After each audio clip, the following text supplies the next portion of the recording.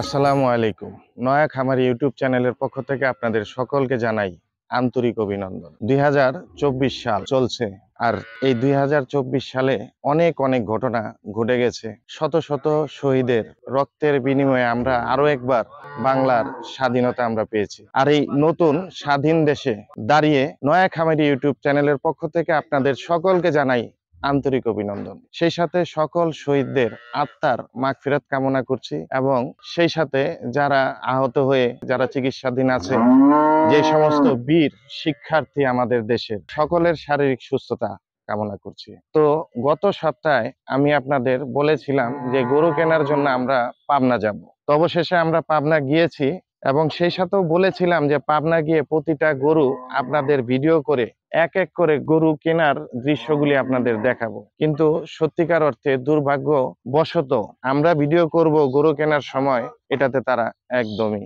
রাজি হয়নি। মানে তারা গ্যারান্টি ওয়ারেন্টি ভিডিওতে তারা দিতে চায় না। তারা মুখে বলে যে আপনারটা আপনি দেখে নিয়ে যান। সেই সাথে আরো অনেক রকম কথা আছে, সে কথাগুলিতে আসবো পরবর্তীতে। আমরা পাবনা গিয়েছি, পাবনা গিয়ে আমরা মোটামুটি 5টি গাভী গরু কিনেছি, এবং অনেক বিচিত্র অভিজ্ঞতা। যদি আপনি কখনো পাবনা না যান তাহলে আপনি কিন্তু একদমই বুঝতে পারবেন না। তো ওখানে সকালবেলা আমরা খুব ভোরে পাবনা গিয়ে পৌঁছিয়েছি। ওখান থেকে আমরা ভাঙ্গুরা অনেক পথ, সিএনজিতে 600 টাকা ভাড়া। আমরা ঢাকা থেকে সিরাজগঞ্জ রোডে নামার পরে এই ভাঙ্গুরাতে যাওয়ার জন্য প্রায় 600 টাকা সিএনজি ভাড়া। কত দূর পথ! মানে একটা অজপাড়া গা এমন একটি এলাকা, যাওয়ার পথটা এরকমই মনে হয়। দুই পাশে পানি আর মাঝখানে পথ। এই পথই মনে করেন আপনার 30-40 কিলোমিটার। অনেক রকম বিপদ আপদ হতে পারে এইরকম পথটি দিয়ে যাওয়ার সময়। তারপরে আমরা ওখানে গেলাম, যাওয়ার পরে সকাল সকাল আমরা ওখানে অনেক খামারে, আপনারা ভিডিওতে যে খামারগুলি সচরাচর দেখেন, আমি নাম বলবো না, প্রতিটা খামারই আমরা একে একে ঘুরেছি এবং গরু আমরা পছন্দ করেছিলাম। তা আমরা ফার্স্ট টাইম যেহেতু আমরা ওখানে গিয়েছি, যাওয়ার পরে আমরা এই গরুগুলো দেখার পরে একটা রেস্ট নেওয়ার জন্য, যেহেতু সারা রাত জার্নি করেছি, জার্নি করার জন্য আমরা একটু বিশ্রাম নেওয়ার জন্য একটি ভ্যানালার সাথে দুষ্টামি করে বলছিলাম। ওই ভ্যানালা ছেলেটাকেই কিন্তু ওকে আমরা সারা দিনের জন্য আমাদের সাথে রেখেছিলাম, যে আমাদের এই খামার থেকে ওই খামার, ওই খামার থেকে ওই খামার ও ঘুরে বেড়াবে, আর আমরা গরুগুলি দেখবো। তো ওর সাথে দুষ্টামি করে বলছিলাম যে তোমার বাসায় যাব, তোমার বাসায় আমাদের দুপুরে খাওয়াবা। ও কথায় কথায় বলল ঠিক আছে চলেন যাই আমাদের বাসায়। সত্যি সত্যি তাই, গেলাম তার বাসায়। এই যে যাওয়ার পথে আবার গুড়া মাছ আমরা পথ থেকে কিনেছি।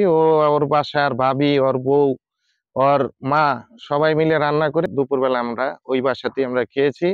তারপর এখানে এসে গরু সিদ্ধান্ত নিলাম যে কোন কোন গরুগুলি আমরা কিনবো। তো ওই কেনার সময় কিন্তু গরু নাই।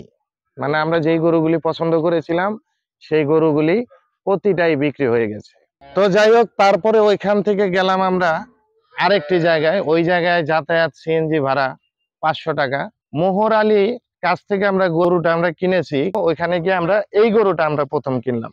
এই যে এই গরুটি আমরা সর্বপ্রথম আমরা এই গরুটি কিনলাম, এই যে বাছুর সাথে, এই বাছুর সাথে নিয়ে আমরা এই গরুটা কিনলাম। সাথে আবার একজন ওই জায়গার একজন মানুষ সাথে ছিল। তো যাই হোক, ওই প্রসঙ্গে না যাই। তো এই গরুটি আমরা ওইখান থেকে 2 লক্ষ টাকায় আমরা কিনলাম। ওইখানে আমাদেরকে বলল যে এই গরুটিতে সকালে 8 কেজি দুধ ওরা দুইয়েছে। আমি বললাম যে কালকে সকালে দেখে নিলে কতটুকু দুধ হবে। তো ওরা বললো যে সকালে দুধ হবে 10 কেজি। তো যাই হোক, তাড়াহুড়ার কাজ, আর দেশের পরিস্থিতি এরকম। তো যাই হোক, সেই গরুটি আমরা কিনলাম। এখন এই গরুটি কিনলাম, কেনার পরে পরবর্তী হিস্টোরিতে পার্ট টু পার্ট আসি। এই যে বাছুর, এই বাছুরটা বকনা বাছুর, 2 লক্ষ টাকা এই যে এই গাই গরুটি। তারপরে আমরা কিনলাম এই যে রফিক মামার সাথে, এই যে গরু দুয়াচ্ছে, এই যে রফিক মামা, আপনারা তাকে দেখেন। ওই সময় ভিডিওটা করেছিলাম, ওই সময় রফিক মামা ছিল মালয়েশিয়া সিঙ্গাপুর ট্যুরে ছিল।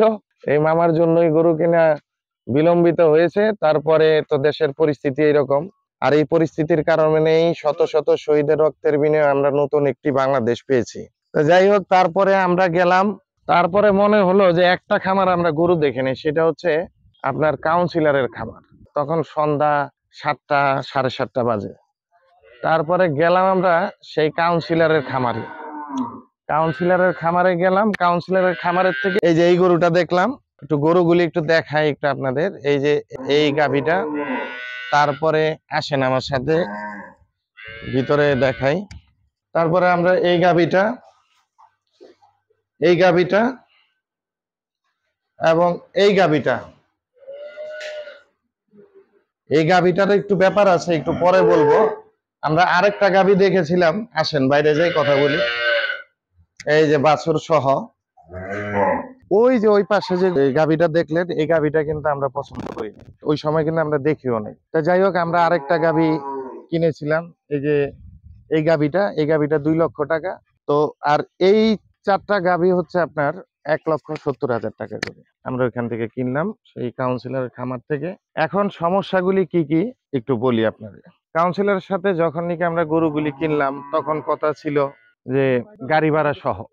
তারপরে আমরা তার সাথে যখন দামাদামি করে যখন গরুগুলি কিনলাম, কেনার পরে তারপরে গাড়ি ভাড়াটা কাউন্সিলর সাহেব অ্যাড করে দিল।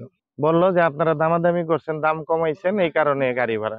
এটা কোন যুক্তি সেটা কিন্তু আমি কিন্তু বুঝলাম না। গরু কেনার সময় কিন্তু উনি বলতেও পারতো যে ভাই দাম কমাইলে কিন্তু গাড়ি ভাড়া পাবেন। তো যাই হোক, গরু কিনলাম, 25,000 টাকা বায়না দিলাম ওই 4টা গরুর জন্য। আর এই গরুটার জন্য 20,000 টাকা বায়না দিয়ে এখান থেকে আসলাম। আসার পরে তো দেশে স্বাধীনতা সংগ্রাম চলছে। তো এই স্বাধীনতায় আমরা আবার নতুন একটা দেশ পেলাম। দেশ পাওয়ার পরে আমরা এই গরুগুলির টাকা ওই দিন জমা দিলাম। জমা দেওয়ার পরে তো দেশের একটা অরাজকতা অবস্থা, চুরি ডাকাতি ছিনতাই জায়গায় জায়গায় হচ্ছে। এর ভিতরে আমরা কিন্তু ওই জায়গায় কখনো যাইও নাই, কোনো কিছু না। কাউন্সিলর সাহেবকেও আমরা চিনি না, আর এই মোহর আলী সাহেবকেও আমরা চিনি না। তা আমরা কিন্তু টাকা ফুল পেমেন্ট করে দিয়েছি সেই ইসলামী ব্যাংকে, যে ইসলামী ব্যাংকের নাম্বার কাউন্সিলর সাহেব দিয়েছিল। তারপরে গত পরশুদিন রাতে মহান আল্লাহর রহমতে, আল্লাহর ইচ্ছায় গরুগুলি আমাদের এখানে আসলো রাত্র 1:30 বাজে। এর ভিতরে অনেক রকম ঘটনা আছে, সেগুলি বাদ দিই। তা গরুগুলি আসলো, আসার পরে যে বাছুরগুলি, এই বাছুরগুলির কিন্তু অবস্থা খুব শোচনীয় ছিল। এই যে ট্রাকের সামনে আপনারা দেখতে পাচ্ছেন যে বাছুরগুলি কিভাবে শুয়ে আছে, মনে হচ্ছে যে আর বাঁচবে বলে মনে হয় না। তো যাই হোক, আল্লাহর রহমতে এখানে আসার পরে একটা বাছুরের খুব সমস্যা। এই যে এই বাছুরটা, এই যে দেখতে পাচ্ছেন যে রফিক মামা, এই বাছুরটাকে আজকে 2 দিন ধরে আপনার এই যে স্যালাইন খাওয়াচ্ছে, এই যে ফিটার এনে এই যে দুধ খাওয়াচ্ছে, তারপরে এই যে ওষুধ, তারপরে এই যে গরুগুলির জ্বর তাপের জন্য বিভিন্ন রকমের ওষুধ, এগুলি কিন্তু খাওয়াচ্ছে, এই যে আপনারা দেখতে পাচ্ছেন। তো এখন আপনাদের আমি দেখাবো যেই গরুটা ওরা ওইখানে 10 কেজি দুধ হবে সকালবেলা বলছে, আর বিকাল বেলায় 5 কেজি না 6 কেজি তারা দোয়ায়।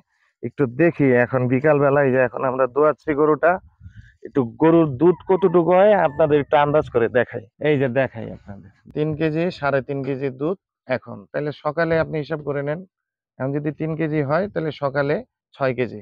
এখন 6 কেজি দুধ, মনে হচ্ছে যে আজকে সকালেও হয়তো 5 কেজি 5.5 কেজি জার্নি করে আসছে, হয়তো বা আগামী কালকে আরেকটুখানি বাড়বে, বাড়তেও পারে। কিন্তু এই হলো অবস্থা। আর ওইখানে পুরো 10 কেজি, সকালে 10 কেজি হইলে তো বিকালে 5 কেজি, 15 কেজি দুধ, পারলে 20 কেজি দুধ হয়ে যায়, এরকম একটা অবস্থা। তো যাই হোক, আপনাদের টাকা আপনারা কিভাবে খরচ করবেন, কিভাবে খামার করবেন, এই জন্যই কিন্তু ভিডিওগুলি করা, যে টাকাগুলি যাতে অযথা যাতে নষ্ট না হয়। অনেক পরিশ্রমের পয়সা, আপনারা যে যা কিছুই মনে করেন না কেন, এই ভিডিও করে কিন্তু আমি 2টা টাকা কামাবো বা পয়সা কামাবো এই জাতীয় চিন্তা ভাবনা করে কিন্তু ভিডিও করা নয়। যাতে আপনারা, এই যে আমরা গরুগুলি কিনলাম পাবনার ভিডিও কিন্তু আপনারা শত শত ভিডিও কিন্তু আপনারা প্রতিদিন দেখেন যারা খামার করতে চান। এই যে আমিও পাবনার থেকে গরু আনছি 5টা, আর আমি এখান থেকে আগে একটা গরু কিনেছি, সেই ভিডিও আপনাদের দেখিয়েছি। আর আমাদেরও নিজের গরুর দুধের ব্যবসা, আমাদের দুধের জন্য আমরা গরুগুলি আমরা এখানে কিনেছি। তো আজকে ভিডিওটি আর দীর্ঘ করব না, আজকে আপনাদের শুধু দেখালাম যে পাবনা থেকে কি ধরনের গাভী আমরা কি রেটে কিনলাম, এই দৃশ্যগুলি দেখালাম। আর কিছু গল্প, অনেক গল্প আছে এই গরু কেনার ভিতরে। তা আমাদের ভিডিওগুলি করার মূল লক্ষ্য উদ্দেশ্য হচ্ছে একটি, যে আমরা থেকে শিখবো আর আপনারা দেখে শিখবেন। লস আমাদের হবে আর লাভ কিন্তু আপনাদেরই হবে যদি আমাদের ভিডিওগুলি আপনারা দেখেন। তো সবাই ভালো থাকবেন, সুস্থ থাকবেন, সুন্দর একটি বাংলাদেশ গড়ার চিন্তা এবং কাজে এক থাকবেন। সবাই ভালো থাকবেন। আসসালামু আলাইকুম।